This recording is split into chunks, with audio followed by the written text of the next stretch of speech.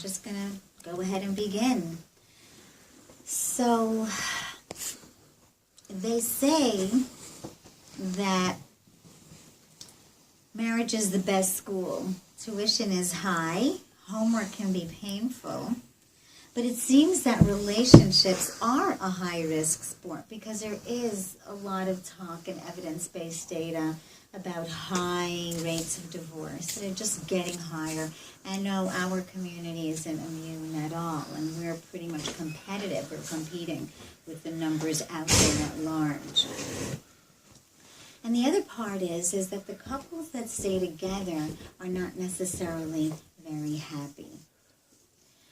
And so it kind of brings me to first talking about a few of the stumbling blocks and then what the possibilities are in this great adventure.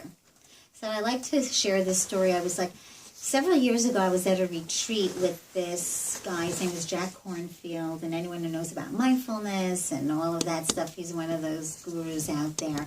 And he shared a story that there was this guru from Thailand that actually came in, and he was hosting this man, and he took him to a store to buy breakfast, buy cereal. And he said, oh my gosh, you have 40 choices of breakfast. And then there are fruits and vegetables. There are grapes from Chile and mango from Hawaii, and you have 50 brands of coffee. Thank you for taking me to this incredible place. And he said, actually, it's called a supermarket, and we have one on every block. So welcome to the tyranny of abundance. The tyranny of abundance is an issue raised by psychologist and researcher Barry Schwartz. Pretty well known. I had done some work with Martin Seligman, who's a father of positive psychology, and I was part of his small team. And Barry Schwartz hung around a lot, and he talked about the paradox of choice. That just like we shop for the ideal laptop and flat screen, we're also shopping for the ideal partner. And in his quote, it was, people walk starry-eyed, looking not into the eyes of their romantic partner, but over their shoulder in case there is somebody better walking by. And that better would be like a compilation. It would be a compilation of, let's say, my chavrusa's wife's cooking, the charisma of my next door neighbor, the depth and emotional maturity of the postman. I mean, it could be this compilation of kind of doesn't necessarily really exist, because we all know that we're just imperfect human beings. When a friend of mine once said, we're just this physicist, that we're just an approximation, really. And of course, for those of us who are blessed, are perfectly imperfect children. But our culture emphasizes the ideal and also emphasizes we want it right now, right here, right now. And I've been doing this talk for a while, so maybe it's a little bit dated, and I talk about Ellen DeGeneres, and she has this little joke. She must have updated her jokes, but this one was that. I love this one because it was a Listerine strip that's on the tongue, and she would put out her tongue, and she put this strip on, and she said, it shouldn't be this hard. That's how marriage is. You should just, have that Listerine strip. We don't want to do any effort. We just want it to evaporate in our mouth and have this, marriages should not be this hard. That's what a lot of people talk about. And so when young people and couples come into my office, I'll ask them, do you want to have a marriage like your parents have? And the majority will say, well, no, not so much. So we're wondering, do real marriages or the great marriages exist? Maybe they don't exist. Maybe it's like some of the rabbis say, you just get married. It's not so deep. You clean chicken, you clean diapers, you share, you hopefully can make it together, and then that's sort of just about it. So, as I mentioned before, Martin Seligman, at the turn of the century, he became the president of the APA, and at that time, there were about 21 to 1 studies, 21 studies to 1 in terms of the statistics and the money and NIH going to research, focusing on what wasn't working well, all the dysfunction that was out there to really help understand what is wrong, what are the stumbling blocks. And they found many stumbling blocks. But he felt distraught that there wasn't enough money going to who was getting it right. Who are the masters at the tip of the curve? Can we learn something from the great ones? From people who are actually doing well 10, 20, 30, 40 years down the line. Who's getting it right? Who is doing well? And so they have that data out there, and that's what I want to talk about tonight. I want to talk about the data of couples of regardless of race or religion or socioeconomic status. The thing that they have in common are a cluster of themes and a cluster of skills that separate them from the rest of the large pot because they are doing well over the long haul, incredibly well. Now, if you just give me a little bit of time, since I have you as an audience tonight, I also want to talk about the data of well-being, like the happiness data, because it stacks up, and you can kind of put like a pin through it. The marriages that are doing well, and the people who are doing well, the people who are subjectively feeling good, who are happy with their lives, and the people who are aging well as well. I'm not talking about the exercise and eating well right now, Dave, because even though that's incredibly important, I'm going to focus more on the emotional valence, because I really want to siphon it down to those variables that have to do with marriage. But let me just, if you give me just a few minutes, I want to unwrap some of the happiness material. So if I wanted to predict your level of well-being, but I couldn't meet you, I could either meet your identical twin, separated at birth, raised in China by Buddhist parents, or I could meet your fraternal twin, raised in your home, raised in your own home with your own set of parents and schooling and religion and some kind of uterine environment similarity and some genes that are similar, but not as close as your identical twin. Who would give me a closer read to her well-being? Would it be the identical twin that she never met, raised far away in China, or would it be her fraternal twin, raised in her home? Who would give me a better read of this person? Any guess? You're too small of a group to feel safe enough Not putting the it out fraternal there. twin. Not the fraternal Oh, twin. Reva has twins. Yes, I have. Not the fraternal, the identical. The identical. This group is a self-selected sample coming into this show because I have never done a talk where there wasn't a mix or a leaning towards the fraternal. To me, it means that it's a highly intelligent sample. And I don't always say that you can listen to all these tapes are all exactly the same except for this one little piece that I'm telling you right now. That's it. You are a self-selected sample. Absolutely right. It's absolutely the identical, but you know how high, like by almost 50%, that's like a huge, not like 5%, 10%, it's like a real standard, like a nice chunk. It's incredible. So all this stuff about Hashkafa and how you're raised and the values and the love and all of that. So what happens if you have, like, your genetics count for a lot. So what happens if you're not wired really well, then, sorry, I'm sorry. That's how it goes. I mean, that would be quite unfortunate. But that is only half of the pie, right? It's half of the pie. So what about what happens to us in our life? So they studied people who were cured. They had cancer. And they followed them for 3 months. They're cured. So here's their genetic baseline. And they're healed.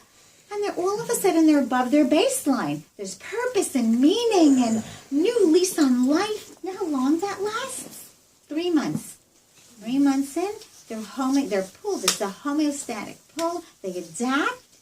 And it's 3 months in, and they're like, what have you done for me lately? I mean, that was really nice, and thank you for the cure. But they're back to their baseline. And then they studied people who got married. So whether these people were like ruminating over like, is this right? Is it not right? Is it good? Do I feel the love that I'm loving? Do I love? Am I loving? Is it the right partner? Or it could be that couple where they feel like, we knew. We just both knew. My parents like saw me like that first day. We knew. Like he knew, I knew, we knew. We both knew. It was just like so apparent. We knew. It doesn't make a difference. They have these huge studies. One study was 25,000 couples. So they can begin here. They begin here. But within the first year, back down to their baseline. And the first real day of marriage starts right at their baseline. And they call it the cute puppy error. I want that puppy. I'll play with the puppy. I'll walk the puppy. I'll be kind to the puppy. And how long does that last? Like an afternoon. Like by the evening, it's like I'm bored with the puppy. I used to use this line. Angelina Jolie gets bored with Brad Pitt. That's it. And my kid's like, stop using that example. It's Kanye or whatever it is. The other couple. It's not them anymore. That's done. So, what do we do with that? So they say that half of the pie are your genetics, and there's a sliver, about 10% is what happens in your life. You get married, and illness, Nobel Prize, if you won the Nobel Prize, you could be happier. You know how long that lasts? For about 6 weeks. They studied Nobel Prize winners. 6 weeks! You feel like you devoted your entire life to this, and you win. 6 weeks. You're back down. And so then, unless you're from a war-torn country, what happens to you in your life accounts for about 10% of your pie. And so you have another chunk of pie that's 40%. Tonight, we will be talking about that 40%. The 40% is that piece that I think that the Rambam in Hilchos Tshuva, when he talks about, even if you're born bad in your youth, or you have certain characteristics that he must have been talking about, genetics, there is a capacity for change. I can't explain it. I'm not going to explain it now. You're just going to have to trust me on that. He was talking about that 40%. This window, what happens in this window can actually change the genetic window. And clearly, epigenetics are complicated. And epigenetics itself, it's like a cartoon expression. I don't even want to simplify genetics by even talking about epigenetics. But there is the idea of that we're able to silence some of our more difficult genes and help some of our healthier genes become manifest. And that is something that we're seeing again and again and again. And that's what we do with that 40%. Our 40% can affect the genetics. Our 40% can affect everything that's going on in your life. So I'm going to take that 40% and talk about those marriages and talk about the relationships that have done well over the long haul. Okay.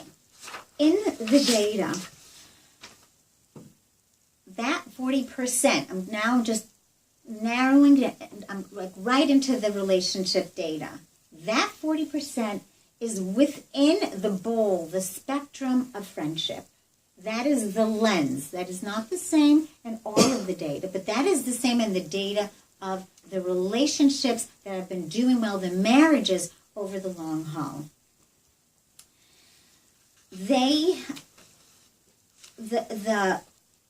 The friendship piece is very, very powerful. And then there are tools that are under the microscope of friendship.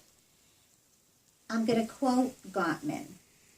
He talks about the fact that the determining factor in whether women feel satisfied with sex, romance, and passion in their marriage is by 70% the quality of the couple's friendship. Now, for men, the determining factor is by 70% the quality of the couple's friendship. So we see that men and women are actually from the same planet. It's not that Venus and Mars thing. There may be differences, clearly. But now I really want to make this practical, and the data is very practical. It's not like I have to kind of twist anything around. The data is practical, and And basically the languaging that the data uses is the language that isn't that exciting. It's kind of what they call this kind of quadrant, the 40%, they call this piece intentional discipline. That doesn't sound very exciting. And if anyone has read anything by Esther Perel, it's called Mating in Captivity. There's a big article in the Wall Street Journal recently, and she writes about relationships and infidelity, pluses and minuses, and has a lot to say about it. But this data is evidence-based data. It's not opinion. And so we're going to talk about infidelity, absolutely talk about that tonight.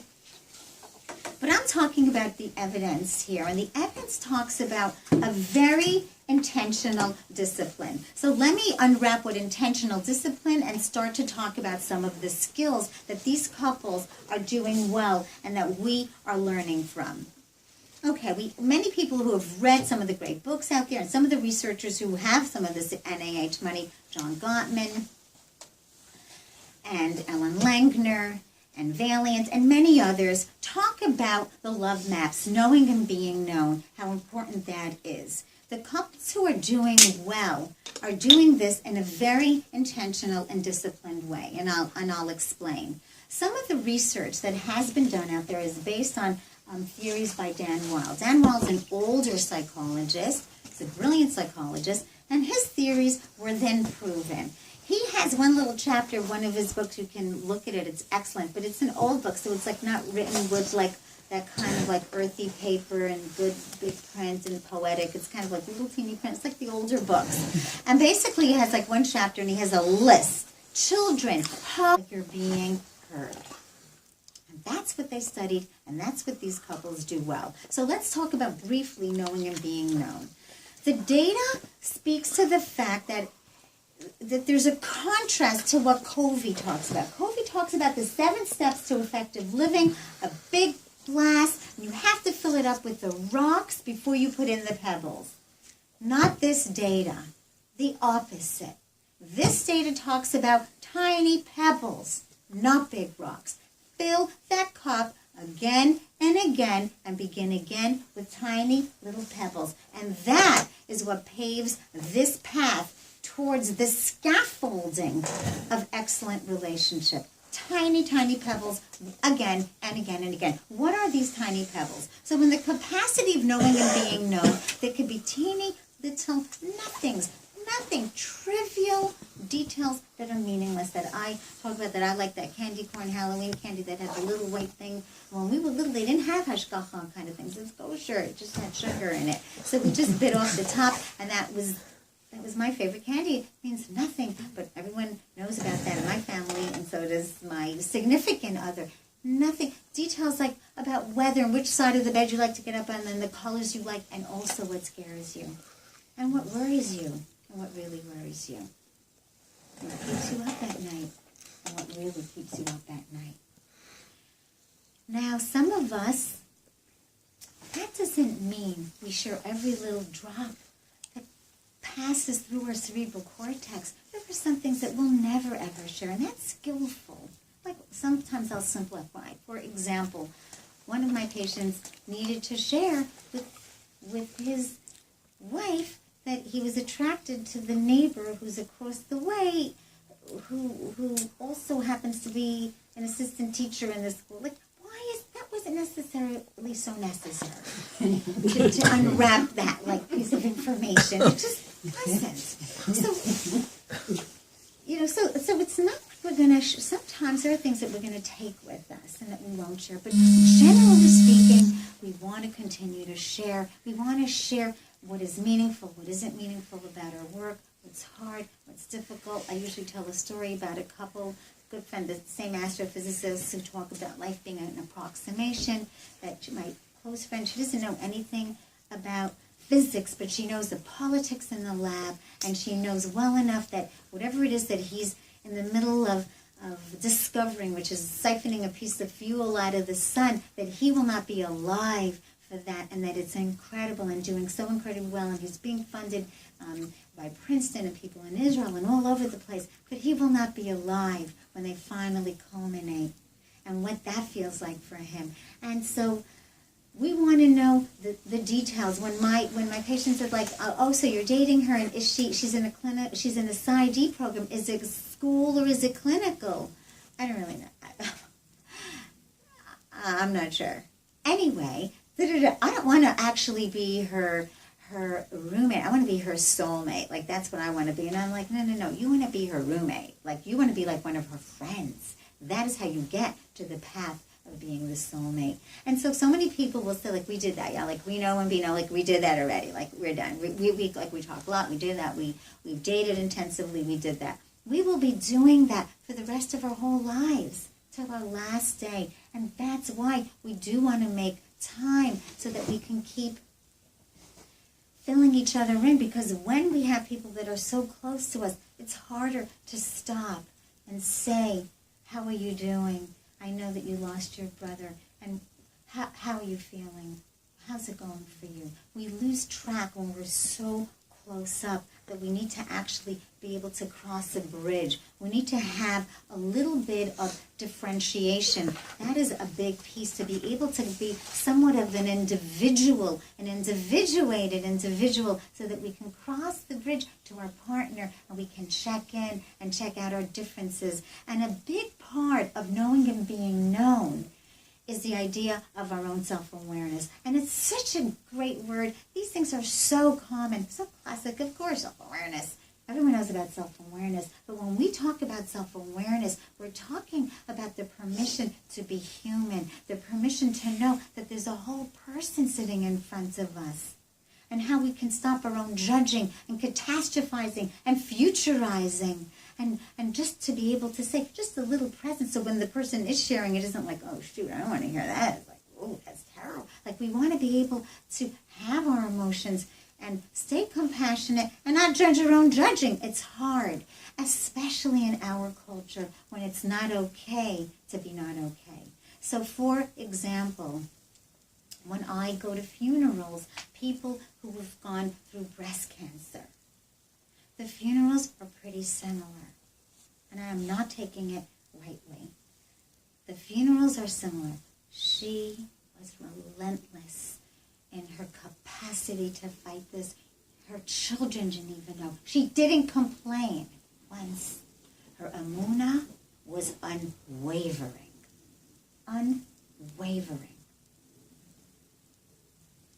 You know what happens after those funerals? People come into my office ashamed of the volume of their own grief, that they're angry and sad and scared, and they are wavering. They're really not okay sometimes. And yes, their children do know. And yes, they are terrified and angry and even jealous, or whatever it is. Because you know why? Because even though that may be true, that this tzaddikas was the tzaddikas, and it may be true, that could have been perfectly accurate, that funeral. But what about the millions of us, the rest of us, that are just human beings? So that's what we have to speak to be able to have the permission to be human. I work in the field of infertility. So many of my patients come in and they say, I wish my parents would just know that it's okay to not be okay. I'm not okay.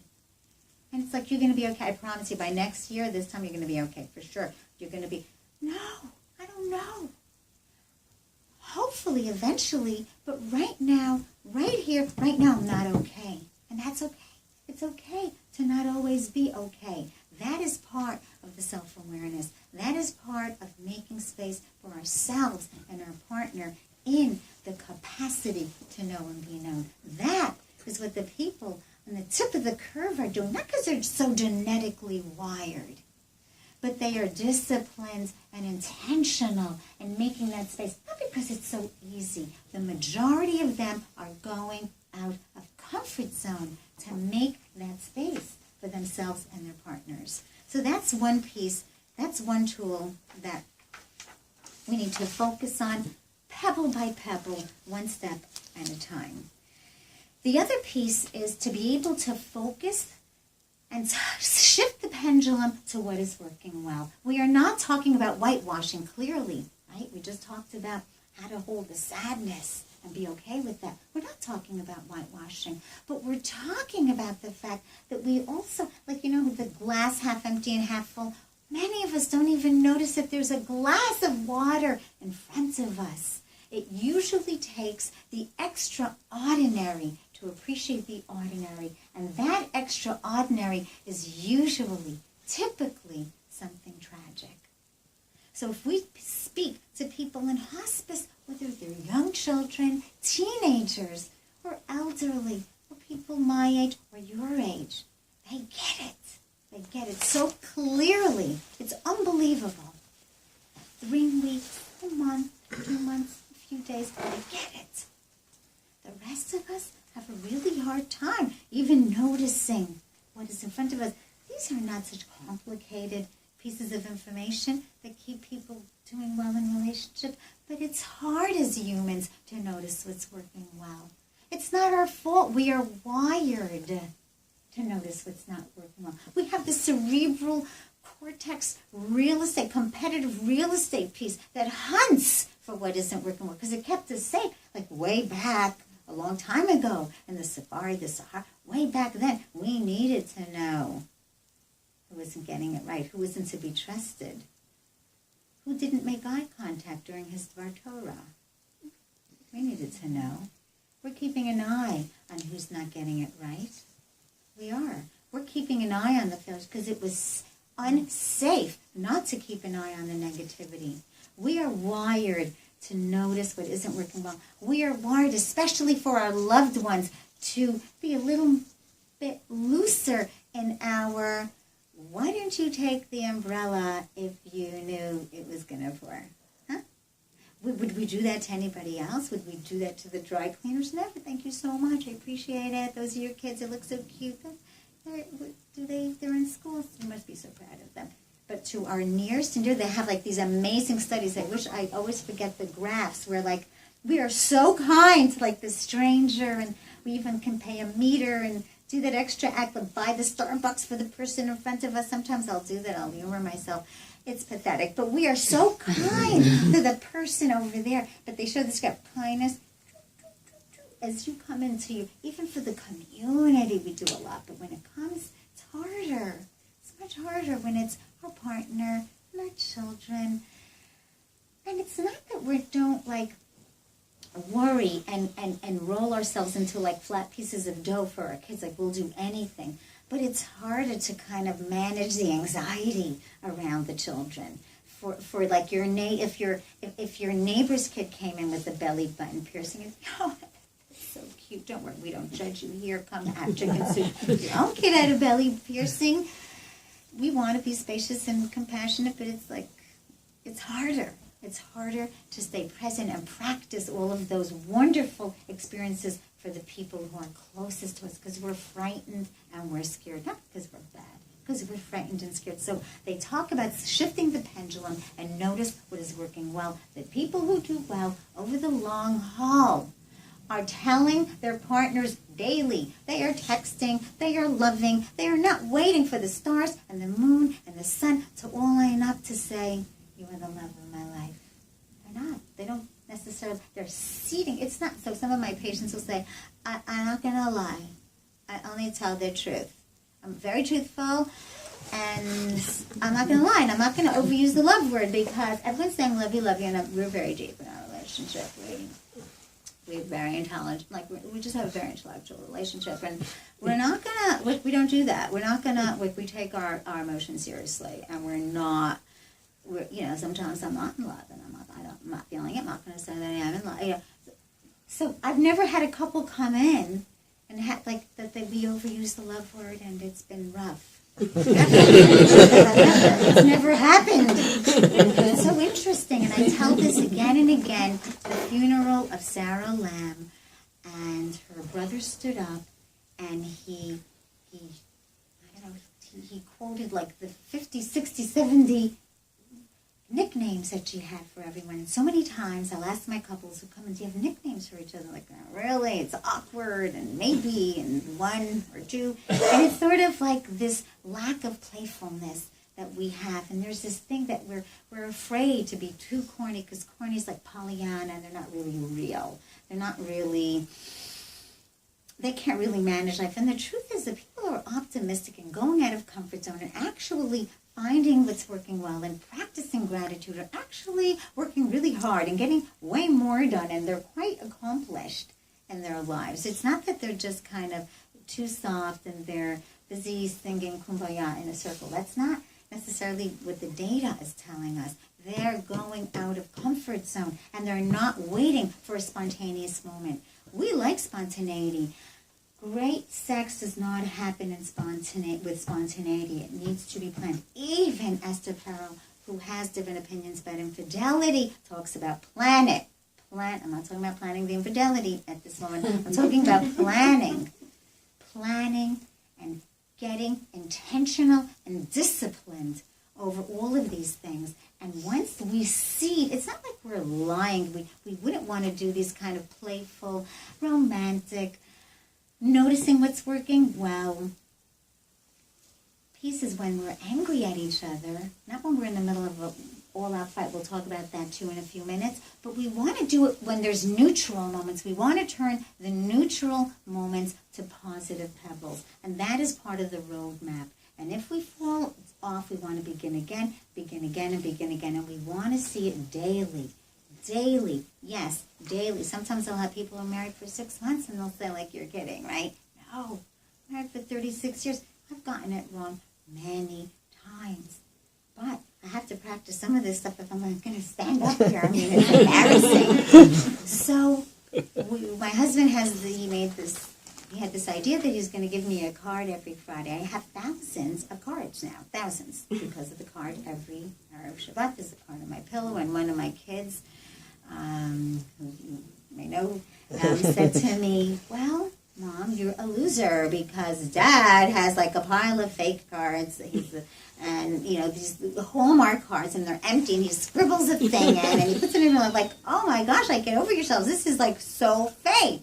Mom, you're like really a loser that you think this is so great. You are crazy.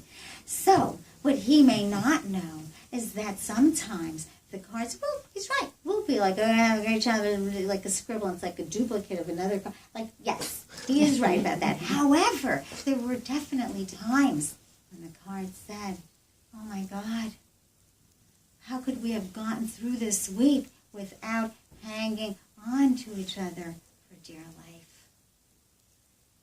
What would we have done if we just didn't have each other to hang on to? What would we have done? Or another would have been, no matter what, you are my greatest blessing. There are no words. There were cards like that, and we both know what they meant and how humble we were made by difficult things that have happened, sometimes from the inside out, and sometimes from the outside in, beyond our control. Beyond our control. And then sometimes, just like very recently, it was like the birth of a grandson. What grace! That's all the card said. What grace! Pure grace. That's it. And so, those cards like really tell the story in a way. And I tell this story that this kid had his, his Vort or one of those things. It was the Vort. What was it? The Vort is an oath. There's like so many different things, but I think it was the Vort. And the girl she was wearing a purple little dress, and she wanted him to have a purple tie to match. So I went into his private sanctuary room, and I said, here's the tie. And what did I notice? A pile of empty Hallmark cards. I said, Zachiti, I merited. Okay, at least like there's one little piece that hopefully will go okay. So that is the piece of knowing him being be cold at night. Not really, because he doesn't like the blankets on the floor. But still, we seed the goodness. Or it could be for just random. Just thank you for just being in my life. It can be playful. It can be very serious. We want it daily till the day that's our last day, because we don't know when it'll be our last day. And we want to know that if it's going to be tonight, we will have lived it well. And I always tell my patients, I always say, we know that you're going to talk about death, and I do. And I will say that just a little while ago, my brother was crossing the street and got run down by a drunk driver and had to be buried in a few green big bags because his body was shredded by a drunk driver. Like that. Done. We don't know, no matter what we eat for breakfast, how great the shidduch, how amazing my cardio is, we don't know anything. We just have today. That's it. That's what we have. So when we talk about doing these things that this list that I'm starting to roll out here, a lot of people complain about the time. I don't have the time. I give my life teaching to, I'm a physician, I'm a special ed person, I'm a mom, I'm taking care of my mom, I have sick parents.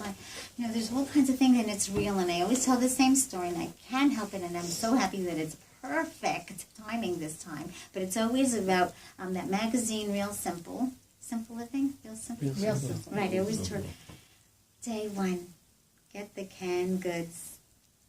Day 2, buy the bird. Marinate the bird. That's okay. Get support. Get support. It's okay. Let someone else make that yam pie and the cranberry sauce and dessert. It's okay. Day 3, we're almost there. Get some vegetables. Make some side dishes. Get it a little healthier this year. You could put pomegranate seeds into. It's okay. Day 5, drink a glass of wine. Put it in the oven. Happy Thanksgiving. You made it. Okay? How many times? I counted this year. Yom Tovim, we had 18 Thanksgivings in a row. 18. Not to consider the rest of the year, Friday night and Shabbos, 2 every week. I'm like, wow. Every time I read it, I almost look forward to it. It's like, oh, the Thanksgiving issue. It's amazing. It is really amazing. So we have a blessed, rich religion and practice and relationship with our God. It's incredible, but it's intense. We have a lot of output. We have high maintenance. We have to do family administration. We have to do IEPs for our kids. We have to deal with boilers. We have to deal with all kinds of things. It's very hard to be compassionate and kind and empathic and complimentary and playful and romantic with our partner. It's so much easier. And this is when we get to the other side. It's so much easier to be emotionally intimate with the people who are not in our family. So, it's so much easier to do it with the person that we're collaborating with in the law firm, or the person who we're writing the grant with, or the person that we're collaborating in a shul activity with. It is so much easier to do it in that way. And so, when we talk about infidelity, I'm not talking about people who have sex addictions, and that is around, and that is real, and that is serious, smaller percentage, and it's real. And it's also very humbling. It's not simple. But I'm talking about regular infidelity. Not people who are, when we talk about infidelity, people think they're disgusting, they're immoral, they're slimy, they're creepy, they're unethical. It's not true. Most of the people who are practicing infidelity are kind and good and have a good value system, and they give charity, and they can be rabbis, they can be teachers, they can be moms and dads and sisters and brothers and best friends. Best friends. And they're good people. What happens? Emotional intimacy is the bedrock of physical intimacy. That's how it goes. And vulnerability is the bedrock of emotional intimacy. It stacks. Vulnerability, emotional intimacy, physical intimacy. If we're not going to safeguard our relationships with this emotional intimacy that I'm talking about, because people say, we don't really do that. We are vulnerable. The first betrayals happen without touching. That is the first betrayals. Shirley Glass, huge research. It's called Not Just Friends. Huge landmark studies. First betrayal, you don't even have to touch. How was your day? To your secretary, perhaps. So sorry. You had a hard weekend? Let's grab a cup of coffee and talk about it. Not because I'm slimy, but because I'm compassionate and kind. One of my patients says, oh, so I get in trouble because I'm kind? Yes. We need to be mindful that we need to try to work on this stuff inside of the relationship, or the relationships become devitalized and they are placed at risk. And the grass is greener on the other side until you have to mow the lawn. 75%.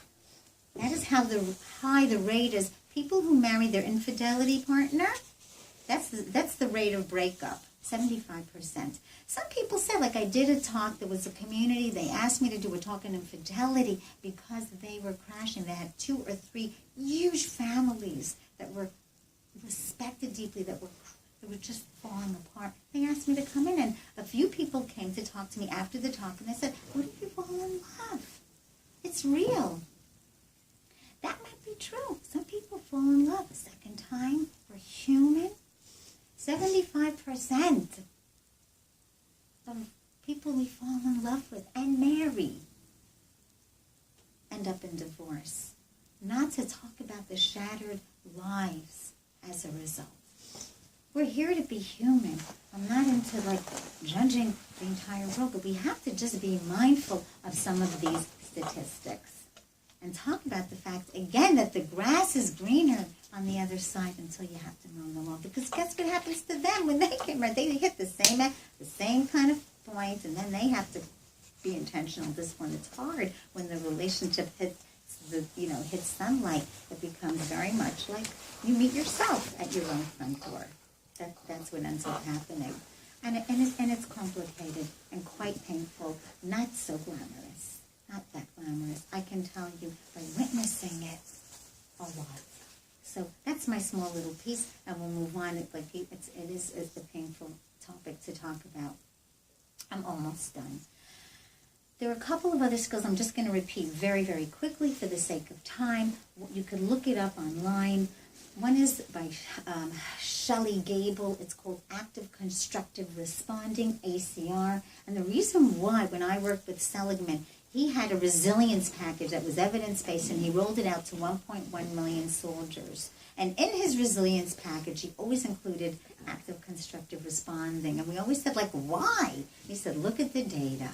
The data talks about the way you respond to positive events in your partner's life has more of an impact than even the amount of fighting. So what they talk about there is they talk about active constructive, active destructive, and I'm not going to go through the quadrants. It's a fantastic piece of research. You can find it yourself. But he put it into his studies, and we see it in the studies of the people who are married and are doing well. So that if, say, the guy comes home and, honey, I did well on my dad's, but I thought you didn't want to be, I thought you wanted to be a real doctor, not and just, you sure you want to do, yes, there is time to explore concerns, absolutely.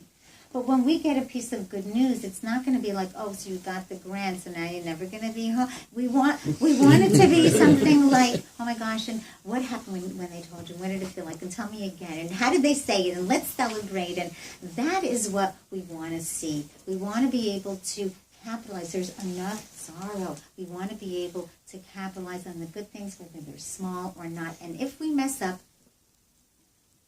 we begin again. We want to get back on the roadmap. We also need to know that grimaces and the way we kind of small little things make such a difference. If somebody's meeting somebody at the office after work, and they'll say, why did you show up now? I told you to come at 6. You're 2 hours early. What am I supposed to do with this? Versus something like, oh my gosh, you're early, I'm so excited, it's going to be awesome, we'll see you later. But just being able to, there will be room for negativity, but we want to be able to swing the pendulum, because even if you're reading 1,001 Ways to Be Romantic during your dinner, none of that's going to fall well if it's, why did you end up coming early? Like, what is the matter with you? I told you 10 times it's 6. That's not going to, 1,001 ways will not work, not one. But if we kind of pull the pendulum and get out of comfort zone and with intentionality again and again and again, that will help 1,001 ways. That will help us. It will help to cushion the relationship. Just want to talk about fighting for a few minutes. Dan Weil talks about the fact that fighting is really important. Marriages that do not have arguments do not do well. And he also talks about the fact that all the communication traps, like the big experts, break them immediately. So it's like one law and rule is don't pile everything up. So I wouldn't say it's not only me who thinks this way. It's actually your friends. I talk to them too. And your sister and brother really agree with me. So it's everywhere. And it's everyone. And it's been going on for a long time. Okay? So we all break those rules immediately, even if we know them, and even if we just watch. I just spoke about this last night. I can't believe it's like coming out. It's like, wow, it's like coming right out of my mouth. It's amazing because we're just human. We break those rules. So what happens? You're supposed to have arguments, but we break every rule, even if we know the rules. Like we use the I word, the you word. It's all ridiculous. I versus you. It doesn't make a difference if you're saying I and you. If you say, I really feel that you are a hypocrite. That doesn't I and you. So it's hard. So Dan Weil and the other researchers talk about the fact that we really need to exit the first breakout needs to happen. You just have to grin and bear it, that argument. And then we need to exit because we are fired up and it's very hard to move to any kind of listening or compromising. And he talks about the conversation after the conversation.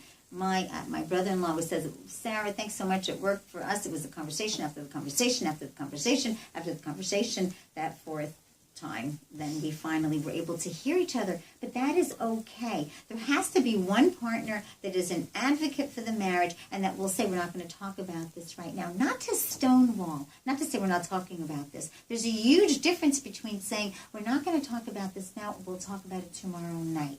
We'll talk about it later tonight. We'll talk about it. We'll go out for lunch tomorrow. To come up with another time. Usually the other partner, because of how we're wired, will say, absolutely not. We're talking about this now. That's usually me. And I will tell my partner, I know every trick in the book. I talk about this myself. You are wrong. We are going to talk about this now because this has to be talked about now because this decision needs to be made. You are avoiding. That is a trick. I am not falling for your trick. We are going to talk about it now. So you can't listen to your partner who does that. You're going to have to say, no, I can't. We're not. We're going to have to wait till tonight. I'm just letting you know this is not going to end well. I'm really, really pretty good at this. And so we do need to have people who are going to advocate, whether it's yourself or your partner, getting out of any kind of comfort zone, beginning again, knowing the map, having faith in the map. Why does it help to have a conversation after the conversation? Because not only are you calmer, but you are moving to compromise. And compromise does not mean that we all feel good. I feel good, you feel good, we're all kind of like agreeing. No, compromise means that we are, like, I know that I'm right, but I'm just kind of giving in to you because I don't want all-out battle. I want to kind of do it for the hope that we can have a better day. That rather than all-out battlefield, it'll just be easier, so I'll compromise and humor you. And that's how he's feeling too. And that's okay. Because Gottman talks about the fact that 69% of conflict and the best marriages never get resolved, but that they are able to repair and recover and move on versus wounding. And when you have that positivity, again and again, it's harder to wound. It's embarrassing to keep wounding. The couples who are more positive and have a positive sentiment override cushion the relationship and allow the couple to never let a good crisis go to waste. It's kind of like a steep learning curve back home. And that's what happens with the fighting in those situations. Okay, I'm gonna just end off with this piece that I talk about a lot, and I feel is like really the crux of the matter. We do live in a culture and society in general that values perfection. We cannot manage the homeless. For all of us, it represents everything that is terrifying, that is sad, that this person was a child once, that is on the street, that maybe so mentally ill or poor or abandoned or anything, and we cross the street, it's painful. Even though we know that pain and sorrow visits all of us. And so I sometimes tell this story of this, it was years ago, it was on a Friday, I stepped out, it was so real, it's like today, I stepped out on my curb, Erev Shabbos, putting out the garbage cans, and there was a guy in Lakewood, and I have a nephew, not our part of the family, but I have a nephew who learns in Lakewood, and he was 25 years old, and they said this guy was 25 years old, and he was carpooling his 15-month-old kids, like his and his neighbor's kids, to a daycare, and he left his 15-month-old child in the car. And I don't know if anyone is as old as me, but we all remember that story, that she died because of heat exposure. And he left his kid, all the other kids were in school, and he left his kid in his car, and she died. It was so tragic, like a terrible story. And I remember saying to them, what was he? What was his name? What was his name? Because my nephew is 25, 15-month-old daughter, same statistics. And it wasn't him. And I was so relieved. The relief washed over me. But you know what? And then another second I realized, like, how far away does the sadness have to be to not be mine? What, it was your nephew? Your child? Across the street? Around the corner? The other shul? Like, where? How far? We all know that there's suffering everywhere. And it will, like I said, you can eat the best breakfast, the best shidduch, you can have everything under control. And we don't know how the day is going to turn out. We can just cross the street. We don't know. So we know that we are not whole by ourselves. We need to be part of a larger whole. We know that we are far from perfect. We need to create a sanctuary for our unwanted parts and for our partners' unwanted parts, because then maybe we will find an unsuspected goodness. Because it's many times at the edge of our courage of showing up again and again and again for difficult things that we find an unsuspected goodness. Many, many, many times. And it's really in that space, as being part of a larger group, that we can put one foot in front of the other and notice those small details. Like look how you're so good with the kids.